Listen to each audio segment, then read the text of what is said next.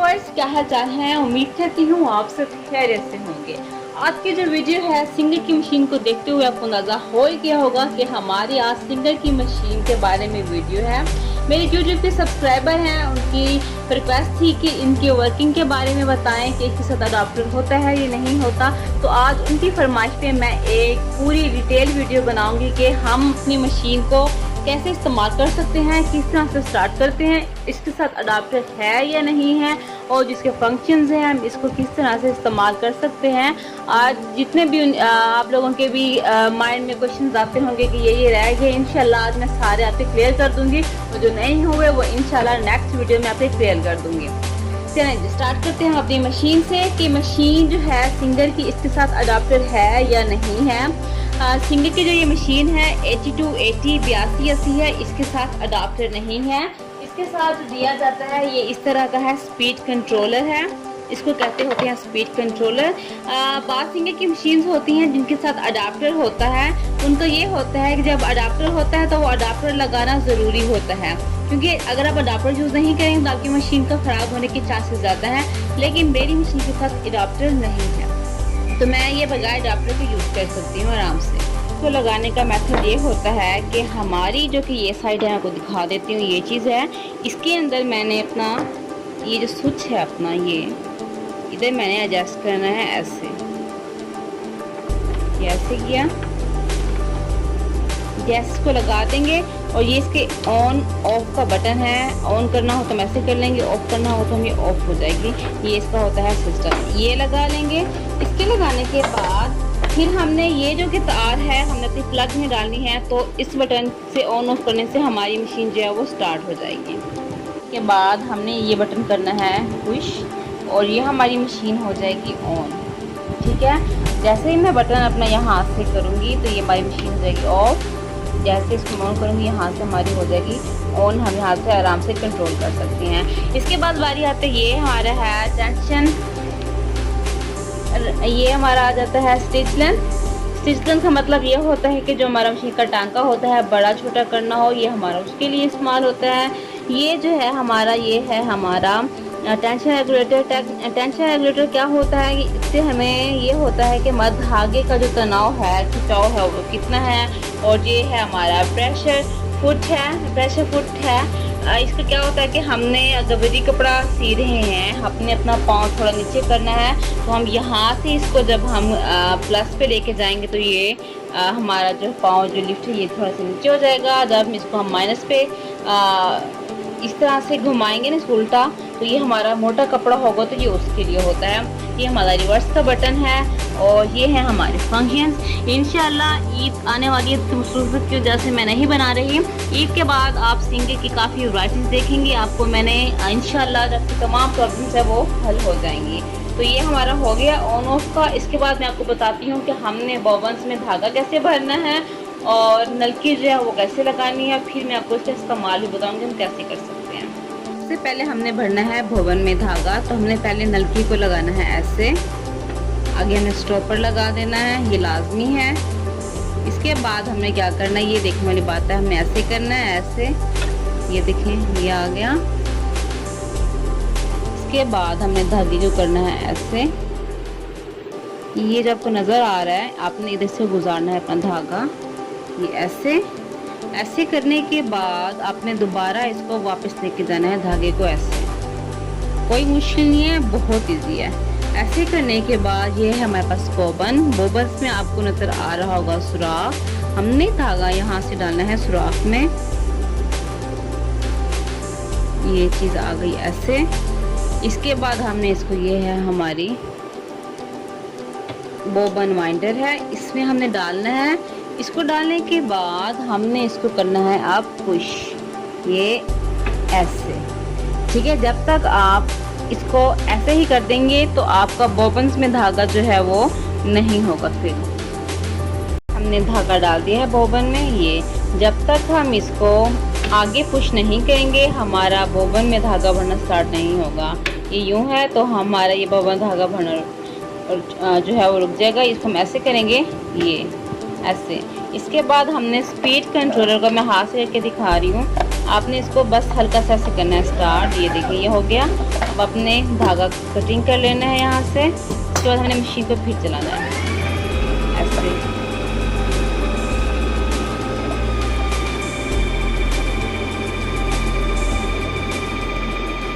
ऐसे करके आपने अपनी बॉबिन में फिरकी में धागा भर लेना है। अगर आपने फिल करना है तो इसके लिए आप चलाते जाएं। जब ये फिल हो जाएगी तो ऑटोमेटिकली आपकी ये भरना, जो धागा भरना वो खुद ब खुद रुक जाएगा। इसके बाद आपने इसको करना है ऐसे। ऐसे करने के बाद अब हमारा धागा भर चुका है। अब हमें काट लेना है।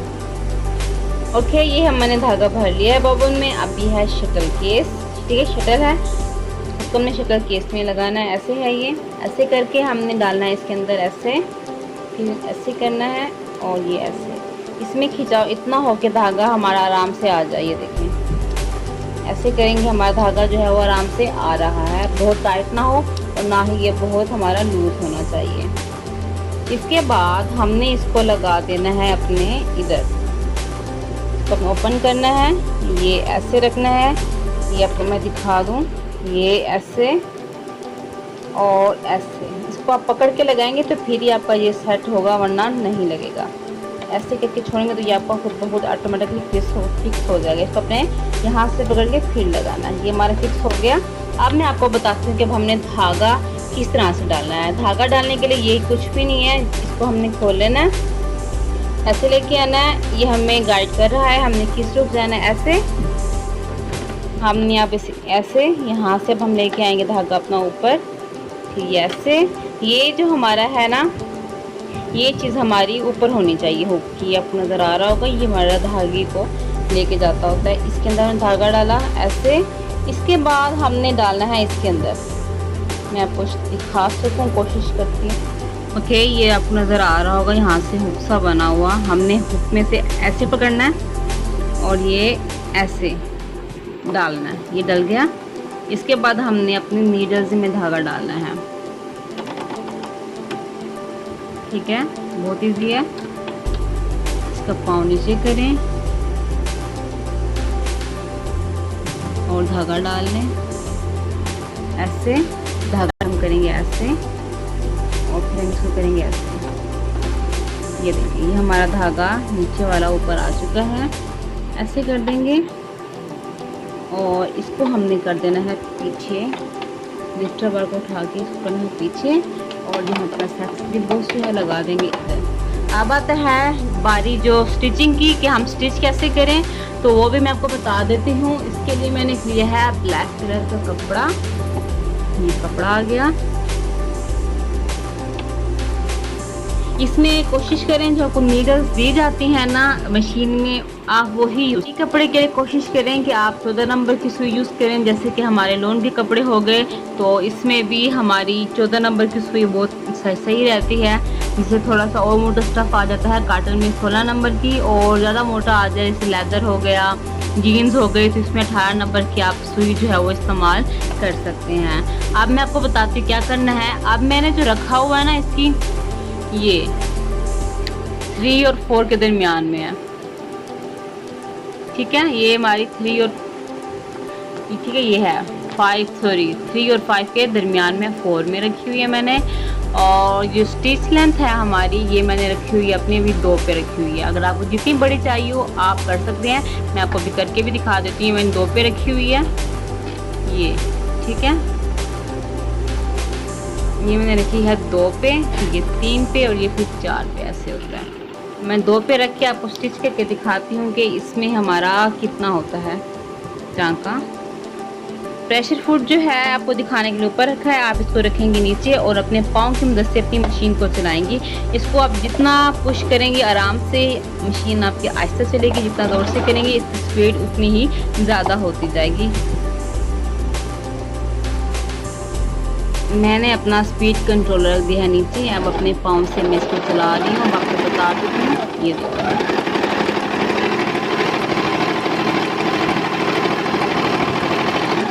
अगर आपने 2 पे रख के इसको चलाना है तो इसकी ये इतनी आती है इसकी स्ट्रेंथ। ये देखने आप, ये काफ़ी छोटी है, ठीक है। अब मैं आपको 3 पे रख के दिखाती हूँ। इसको 3 पे करती हूँ, एक स्टेप आगे, ठीक है, ये आ गया है 3 पे। अब मैं इसको 3 पे भी आपको करके दिखाती हूँ।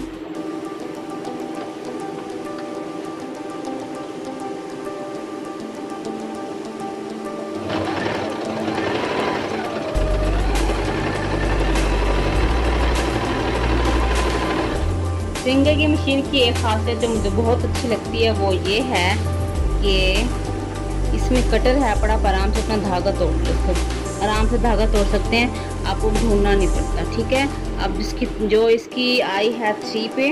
स्टिच लेंथ ये भी आपको दिखा दूँ, ये बड़ी है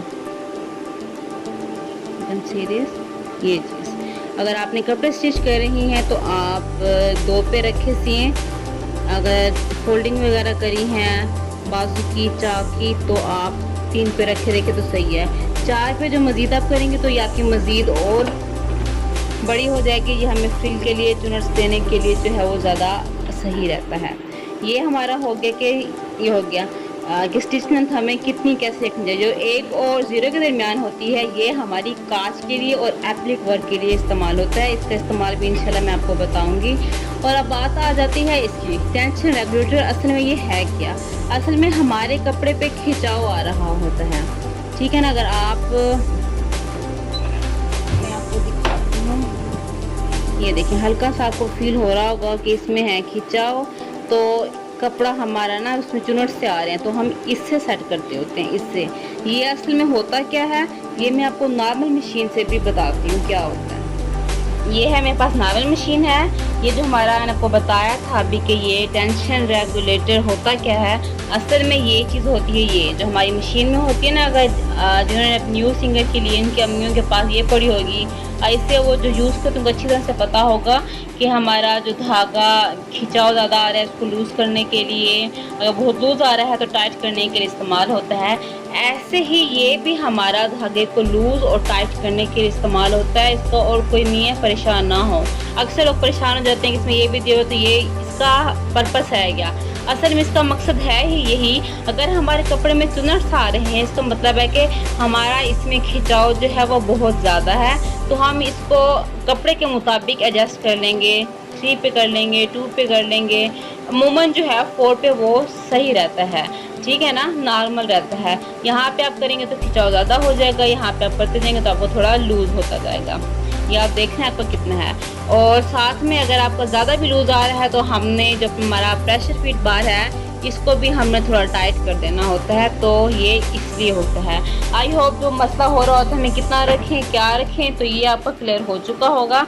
बाकी बारी आती इनके फंक्शंस की। इनके फंक्शंस में इंशाल्लाह मैं एक और मज़ीद ईद के बाद डिटेल वीडियो डालूँगी इंशाल्लाह। ये इसका इस्तेमाल था और इसके धागा किस तरह से डालते हैं, बॉबन में किस तरह से डालते हैं, ये रिवर्स का भी आप जब यूज़ करेंगे तो आपको आराम से क्लियर हो जाएगा कि आप कैसे कर सकते हैं। आई होप कि आपको समझ आ गई कि उसे कैसे स्टार्ट करते हैं और कैसे नहीं करते, कैसे कपड़े स्टिच करते हैं। मज़ीद मैं और भी वीडियोस लेके आऊँगी। आपके जो भी आपके जहन में सवालात होंगे वो आपके इंशाल्लाह जो है वो क्लियर हो जाएंगे। अगर मज़ीद आपने कुछ और पूछना है आप पूछ सकते हैं। आप मज़ीद और क्या देखना चाहते हैं सिंगर पे वर्क तो आप मुझे कमेंट्स करके ज़रूर बताएं। अगर आपको ये वीडियो मेरी अच्छी लगी हो तो लाइक कीजिएगा और मज़ीद और कुछ प्रॉब्लम्स हैं तो आप मुझसे ज़रूर पूछिएगा। अब मैं चाहती हूँ इजाज़त, मिलूँगी आपसे नेक्स्ट वीडियो में। अल्लाह हाफ़िज़।